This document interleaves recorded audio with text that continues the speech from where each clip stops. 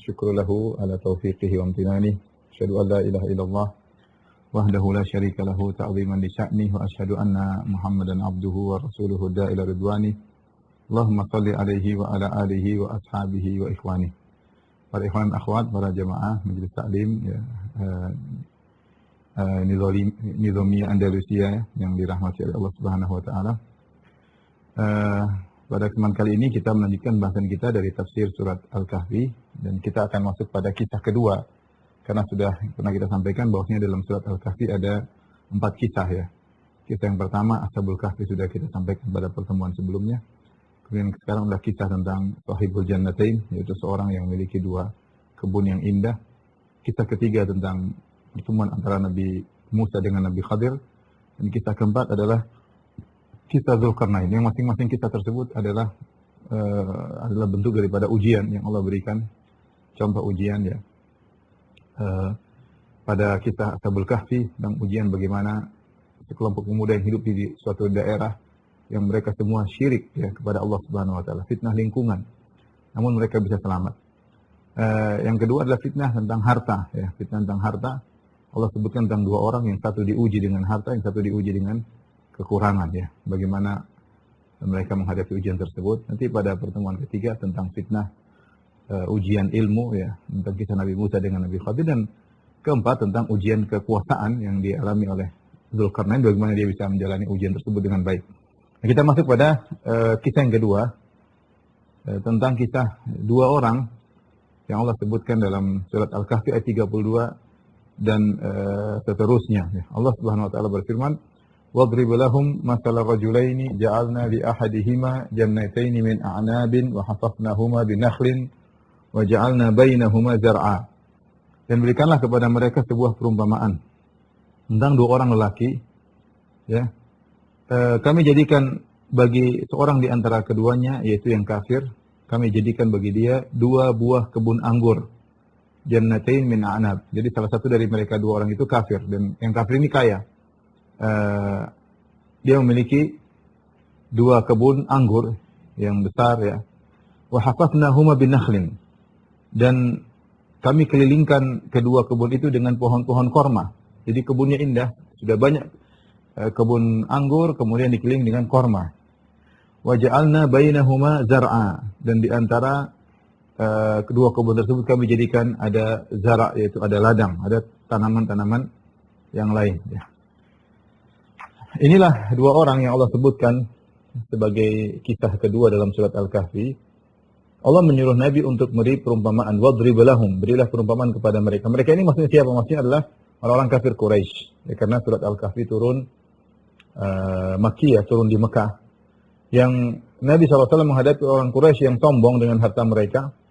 Bahkan mereka mengejek Nabi SAW karena di antara pengikut Nabi SAW adalah orang-orang miskin. Orang miskin. Sampai Allah Subhanahu wa taala menyuruh Nabi bersabar dengan orang-orang miskin tersebut. Kenapa? Karena orang-orang kafir Quraisy mengatakan, "Wahai Muhammad, kalau kau ingin kami beriman kepada engkau, tinggalkanlah orang-orang miskin tersebut." Artinya mereka merasa gerah kalau harus berkumpul dengan orang-orang miskin. Sehingga mereka memberi ide kepada Nabi sallallahu alaihi wasallam, "Wahai Muhammad, kalau kau ingin kami beriman, pembesar-pembesar Quraisy, itu orang miskin minggirkan dulu." Ya. Dan itu syubhat tersebut didengar oleh Nabi sallallahu alaihi wasallam. Maka Allah turunkan ayat untuk mengkokohkan Nabi, kata Allah Subhanahu wa taala dalam surat Al-Kahfi ayat 28 sebelum ini. Allah mengatakan, "Wasbir nafsaka ma'al ladzina yad'una rabbahum bil ghadati wal 'ashyi yuriduna wajhah." Sabarkanlah dirimu wahai Muhammad bersama orang-orang yang berdoa kepada Rabb mereka di pagi hari dan petang hari, yuriduna wajhah, yang mereka ikhlas mengharap wajah Allah Subhanahu wa taala. Wala ta'du 'ainaka anhum turidu zinatal hayatad dunya. Jangan kau lewatkan pandanganmu dari orang-orang miskin ini ke arah dunia. Ya, wala tuti' man aghfalna qalbahu, dan jangan kau ikuti orang yang kami lalaikan hatinya. An dzikrina, sehingga tidak mengingat kami. Wattaba hawahu, dan hanya mengikuti hawa nafsunya. Wa kana amruhu furata, sementara kondisinya melampaui batas. Jadi Allah menyuruh Nabi untuk bersabar dengan sekelompok sahabat yang miskin ya. Ada yang mengatakan Bilal bin Rabah, Khabbab bin Al-Arat, ya, orang miskin, ya. Abu Dzar Al-Ghifari, ya. Orang Quraisy nggak ingin, kalau kan beriman Muhammad ini pinggirin dulu. Dan ini syubhatnya orang-orang kafir. Jadi zaman Nabi Nuh juga demikian. Mereka mengatakan, wahai Nuh, apakah mengikuti wa taba'akal arzalun, kami ikuti engkau sementara pengikutmu orang miskin? Enggak. Maka kesombongan orang kafir Quraisy ini, ya, dengan menghina sahabat-sahabat yang miskin, Allah menyuruh Nabi untuk bersabar bersama orang miskin. Allah menyuruh Nabi SAW untuk memberi perumpamaan kepada mereka. Wadrib lahum, kata Allah, berilah perumpamaan bagi mereka. Bagi siapa? Orang Quraisy yang sombong. Tentang dua orang, yang satu yang sombong, satu miskin.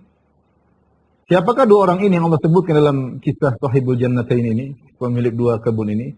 Ada khilaf di kalangan para ahli tafsir. Ada yang mengatakan mereka berdua adalah sahabat dari Bani Israel, yang satu kafir, yang satu tidak. Dan banyak pendapat yang ada yang mengatakan dua orang ini adalah dua orang yang kakak beradik. Kemudian ayah mereka meninggal dunia, kemudian ayah mereka memberikan harta warisan kepada mereka berdua.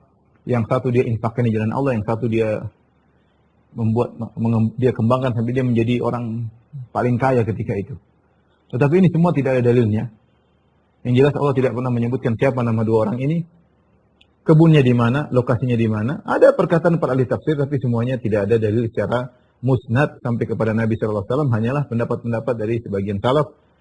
Bisa jadi benar, bisa jadi keliru. Namun kalau secara dalil maka tidak ada. Ya. Tapi ini intinya kisah dua orang. Kemudian para ulama juga khilaf. Apakah kisah dua orang ini adalah kisah yang Allah hanya sebagai perumpamaan? Artinya hanyalah sekedar perumpamaan. Coba renungkan misalnya dua orang ini, tapi tidak terjadi dengan sungguhnya. Ataukah ini benar-benar pernah terjadi? Jumhur ulama mengatakan ini kisah pernah terjadi. Meskipun kita tidak tahu siapa dua hakikat orang ini, kebunnya di mana, lokasinya di mana, tapi ini kisah pernah terjadi. Tentang dua orang, satu diuji dengan kekayaan, satu diuji dengan kemiskinan. Ya. Maka Allah sebutkan tentang yang kaya, وَضْرِبَ لَهُمْ مَثَلَ رَجُلَيْنِ. Berilah perumpamaan kepada mereka orang kafir Quraisy agar mereka bisa merenungkan, ya, tentang dua orang lelaki yang salah satunya kami jadikan bagi dia jannataini, yaitu dua kebun min a'nab, dua kebun anggur. Wa hafafnahuma bin nakhl, kemudian dua kebun anggur tersebut kami lingkari dengan atau kami liputi dengan pohon-pohon korma. Jadi indah. Jadi dia memiliki kebun bukan cuma kebun saja, tapi disertai dengan keindahan. Ya, disertai dengan keindahan. Kebun anggur di tengah-tengah, di pinggirannya kebun korma. Ya, kita tahu zaman dahulu kalau orang punya kebun orang kaya. Sampai sekarang aja juga yang punya kebun, kalau kebunnya luas kaya raya ya. Tapi intinya ini orang kaya ya. Kemudian waja'alna bainahuma zar'a, di antara dua kebun tersebut ada tumbuhan-tumbuhan yang lain. Ada ladang, ada tumbuhan-tumbuhan yang lain, biji-bijian. Ini dua lelaki tersebut. Kemudian Allah Subhanahu wa taala sebutkan tentang dua kebun tadi. Kiltal jannataini atat ukulaha wa lam tazlim minhu syai'a. Allah jelaskan bagaimana kebun lelaki yang kafir ini. Kiltal jannatain, kedua kebun tersebut atat ukulaha, ya, selalu menghasilkan buahnya. Itu kebun subur banget, selalu panen, ya.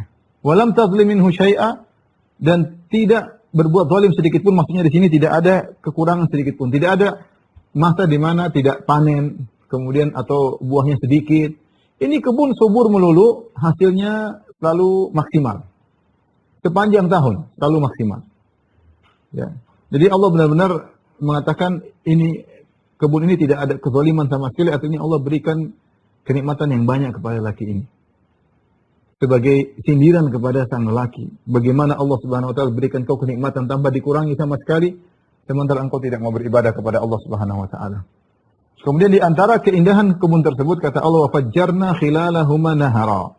Dan kami alirkan sungai di celah-celah kebun-kebun tersebut. Indahlah. Kita bayangkan kebun ini, kebun anggur, pinggirannya korma, di tengah-tengahnya ada zara, kemudian ada sungai mengalir di sebelah-selanya. Ada sungai mengalir di sebelah-selanya.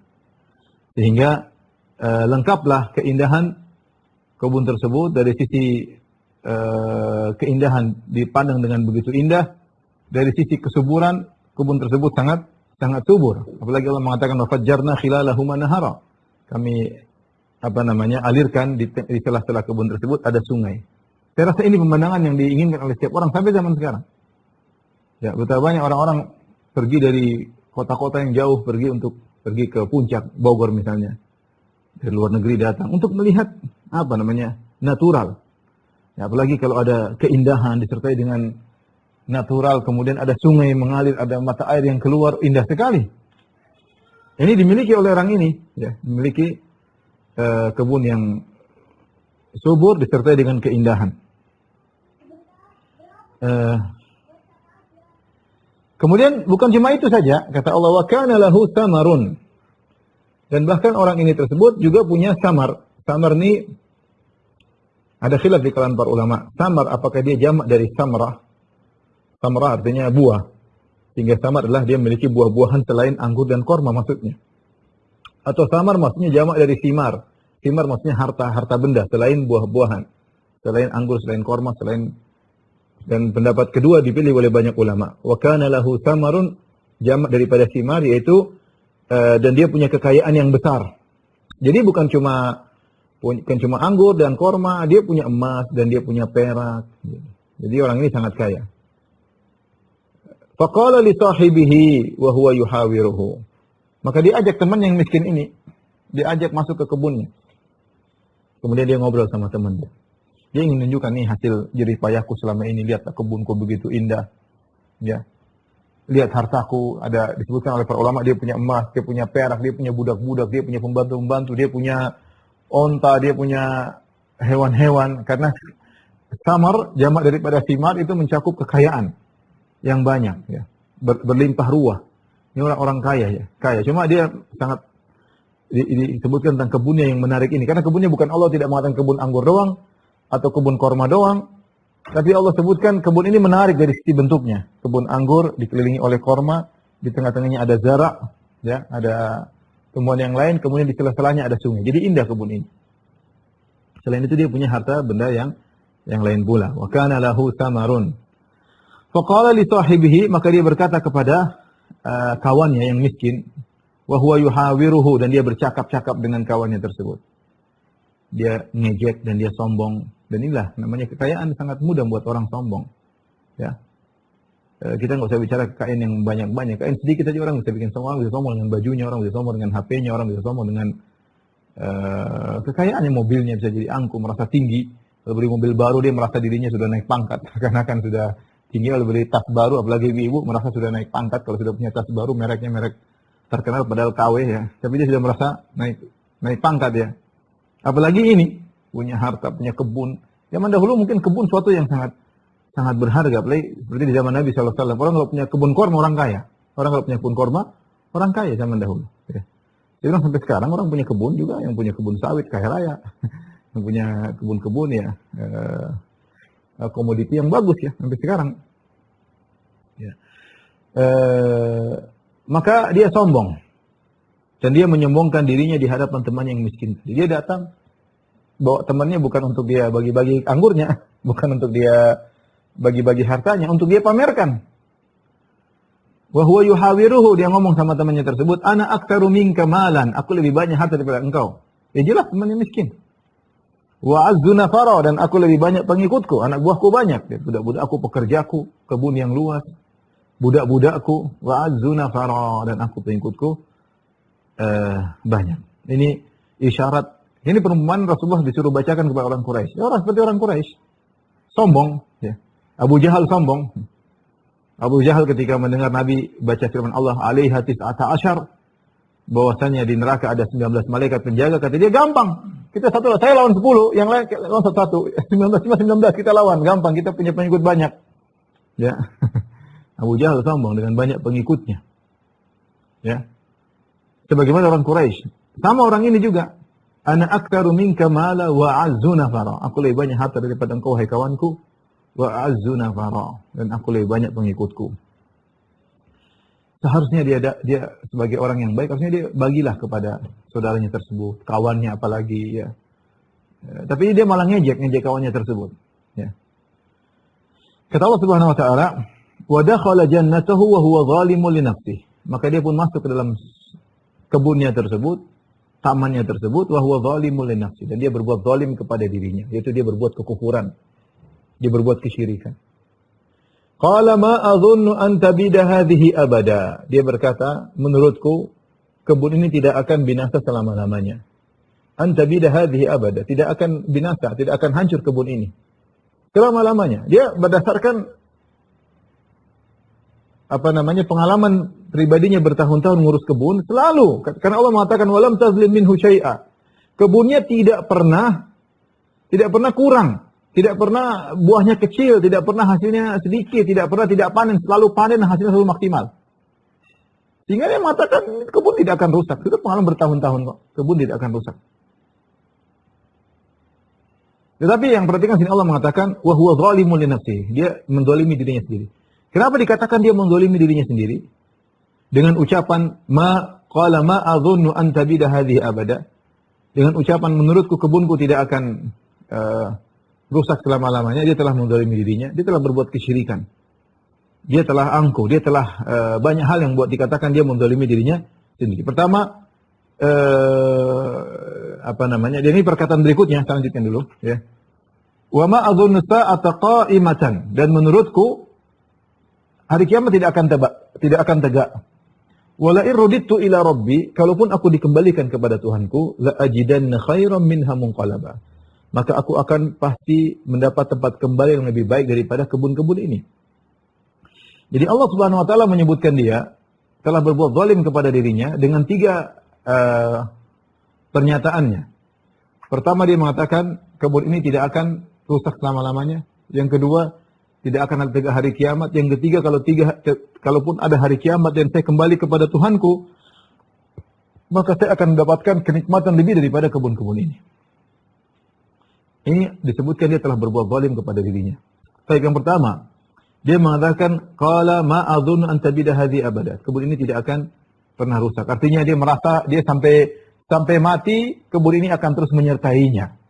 Kebun ini akan terus berbuah terus dan dia akan terus kaya raya sampai dia meninggal. Abadan maksudnya sampai dia mati dia akan kaya terus. Kemudian dia mengatakan seakan-akan bahwasanya dia sudah bisa pastikan hal tersebut. Ya, kemudian yang kedua dia mengatakan wa ma adzunnu sa'ata qa'imah. Menurutku hari kiamat tidak akan tegak. Ini juga kekufuran. Dia meragukan tentang adanya hari kiamat. Bahkan kemudian perkataan yang mengerikan, dia seperti mengejek orang miskin tersebut. Dia mengatakan, kalaupun saya kembali kepada Allah, kepada Rabbku, aku akan masuk surga. Ya, dia mengkiaskan tentang kondisi dunia dengan kondisi akhirat. Kalaupun ada akhirat, saya di dunia kaya, sama nanti di akhirat juga kaya. Ya, dia merasa bahwasanya kondisi dunia sebagai barometer tentang kondisi di akhirat. Ini kesalahan yang fatal. Ya, di akhirat tidak mesti dibangun di atas kondisi ekonomi di dunia. Kita tahu orang Islam meyakini bahwasanya harta tidak menunjukkan sesuatu. Bisa jadi orang kaya, orang kafir diberi kekayaan, bisa jadi diberi kemiskinan. Hanyalah yang menjadi barometer adalah ketakwaan. Ya, betapa banyak orang yang kaya raya di dunia, di akhirat menjadi hina dina. Allah berkata, khafidatun rafi'ah. Allah merendahkan dan Allah mengangkat. Artinya ada orang yang di dunia, mereka tinggi pada hari kiamat Allah rendahkan. Dan ada orang di dunia, mereka rendah pada hari kiamat Allah tinggikan. Yang jadi barometer bukan harta. Jadi barometer adalah ketakwaan. Orang ini menyangka, dia punya logika. Kalau di dunia Tuhan sudah memuliakan saya, di akhirat saya juga akan dimuliakan. Akan dimuliakan. Ya, ingin dimakan wala irruditu ila rabbi, kalau saya dikembalikan kepada Allah, ya, maka la ajidanna khairan minha munqalaba. Aku akan mendapati yang lebih indah lagi dari kebunku di dunia ini. Ini 3 perkataan yang Allah katakan wa huwa zalimun li nafsihi. Dia telah berbuat zalim kepada dirinya. Kenapa dikatakan dia berbuat zalim kepada dirinya? Para ulama menyebutkan karena dengan perkataan tersebut berarti dia ragu tentang hari kebangkitan. Dan ragu terhadap hari kebangkitan merupakan kekufuran. Dan orang kafir akan kekal dalam neraka jahanam selama-lamanya. Ketika dia mengatakan wa ma adzunnu sa'ata qa'imah, menurutku hari kiamat tidak akan tegak, ragu tentang adanya hari kiamat, ya. Ini membuat dia terjerumus dalam kekufuran dan dia akan masuk neraka kalau dia tidak bertobat kepada Allah selama-lamanya, berarti dia telah berbuat zalim kepada dirinya. Dengan mencelakakan dirinya di hari akhirat berarti dia zalim kepada dirinya. Jadi semua orang yang melakukan maksiat disebut dia zalim kepada dirinya. Kenapa zalim? Di antaranya karena dia telah membuat dirinya bisa terpapar kepada neraka jahanam. Ya. Kemudian juga kenapa dibuat dia zalim kepada dirinya dengan berbuat omongan tadi, wa ma adzunnu an tabida hadhihi abada, kebun ini tidak akan hilang. ternyata menjadikan Allah memusnahkan kebun tersebut. Berarti dia berbuat zalim kepada dirinya. Nikmat yang Allah berikan kepada dia, Allah cabut. Nikmat yang Allah berikan kepada dia berupa kenikmatan kebun yang indah bertahun-tahun dengan harta yang berlimpah ruah bertahun-tahun Allah hancurkan seketika. Berarti dia telah menzalimi dirinya sendiri. Dan yang ketiga, kenapa dikatakan dia berbuat zalim kepada dirinya sendiri? Karena dia tidak menempatkan sesuatu pada tempatnya. Harusnya dia bersyukur kepada Allah atas nikmat yang Allah berikan, bukan malah dia sombong, ya, malah kufur kepada Allah Subhanahu wa taala. Inilah dia mengatakan, ya, ma adunnu sa'ata qa'imah. Menurutku hari kiamat tidak akan datang. Maka dia berkata, wala iraditu ila rabbi, kalau aku dikembalikan kepada Allah, maka aku akan mendapati kenikmatan yang lebih daripada ini. Ada sebagian orang mengatakan dia sedang mengejek temannya. Khilaf, apakah dia percaya kepada Tuhan atau tidak? Ada yang mengatakan dia tidak percaya kepada Tuhan, ada yang mengatakan dia percaya sama Tuhan, tapi dia tidak percaya dengan hari kebangkitan, dan dia ngejek temannya tersebut. Nggak ada hari kebangkitan, nggak ada, omong kosong, nggak ada. Kita di dunia saja. Ini sama seperti orang musyrikin Arab. Musyrikin Arab, Abu Jahal, Abu Lahab, ya, Umayyah bin Khalaf, Ubay bin Khalaf, ya, Uqbah bin Abi Mu'ayyid, dan orang kafir Quraisy, semuanya mereka beriman kepada Allah, maka mereka ada haji, mereka umrah, tapi mereka tidak beriman dengan hari kebangkitan. Mereka berkata, man yuhyil 'idhama wa hiya ramim, siapa yang bisa menghidupkan kembali tulang belulang yang sudah hancur lebur? Tapi kenapa mereka beribadah? Orang-orang Quraisy mereka beribadah, mereka tawaf, mereka haji, mereka sedekah, mereka berharap balasan di dunia. Mereka berharap balasan di dunia. Ya sama seperti kita dapat sebagian orang yang mempercayai namanya reinkarnasi kehidupan. Mereka ingin diberi balasan di dunia dengan berbuat baik kepada orang lain. Ya. Dan mereka tidak beriman dengan hari kebangkitan. Mereka tidak beriman dengan hari kebangkitan. Ya.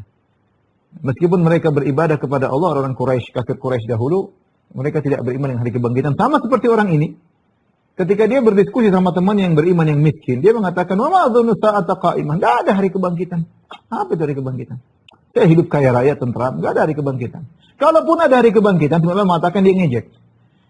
Kalau ada hari kebangkitan pun, saya akan dikembalikan, saya jadi masuk surga. Dan lebih indah daripada ini. Jadi, dia mengatakan kalau saya dibangkitkan, saya akan masuk surga. Sebagaimana Allah sudah bikin saya kaya di dunia, saya di akhirat akan bisa lebih kaya lagi. Ngejek temannya. Maka teman yang miskin tersebut menasihatinya. Orang baik dia nasihati. Qala lahu sahibuhu wa huwa yuhawiru. Maka berkatalah kawannya tersebut berdiskusi dengan dia sambil menasihatinya. Wa huwa yuhawiruhu, dia bercakap-cakap dengan pemilik kebun tersebut. Dia berkata, akafarta billadhi khalaqaka min turabin thumma min nutfatin thumma sawwaka rajula? Apa kau kafir kepada Allah? Ya, yang akan bangkitkan kau kafir. Yang telah menciptakan engkau dari tanah. Kemudian dari, asalnya Adam dari tanah. Thumma min nutfatin, kemudian dari air mani yang bercampur dengan sel telur ovum, ya.